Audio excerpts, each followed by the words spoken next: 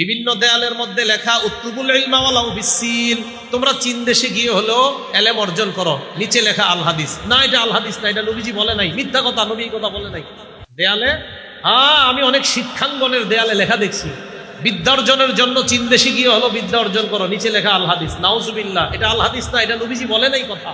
বিদ্যা অর্জনের জন্য অনেক দূরে যাওয়া, এটা অনেক ফজিলত। এই হাদিস কি খুঁজে পান না হাদিসের কিতাবে? কয়টা শুনবেন এই হাদিস? বিদ্যা অর্জনের জন্য যে ফজিলতের হাজার হাজার হাদিস আছে, আপনি এটি খুঁজে পান না? এই উত্তুবুল ইলমাটা লিখতে হবে দেয়ালের মধ্যে, এটা নবীজির নামে মিথ্যা কথা। তো এই কথা যদি কেউ বলে ফেলে, ইচ্ছাকৃতভাবে বললে ঝামেলা আছে, অনিচ্ছায় বললে আল্লাহ মাফ করবে। আর আজকে এই যে বলতেছি, এখন এটা জানার পরে যদি আবার কেউ বলে, মিথ্যা কথা। সহিহ বুখারীর 110 নম্বর হাদিস, ক্বালা রাসূলুল্লাহ সাল্লাল্লাহু আলাইহি ওয়াসাল্লাম, আল্লাহ নবী বলেন, মান কাযাবা আলাইয়া মুতাআম্মিদান, কেউ যদি ইচ্ছাকৃতভাবে আমার নামে মিথ্যা কথা বলে, ফাল্যাতাবাওয়া মাকআদাহু মিনান নার, ওই ব্যক্তি যেন তার ঠিকানা, তার আসনটা জাহান্নামে বানিয়ে নেয়। নাউজুবিল্লাহ।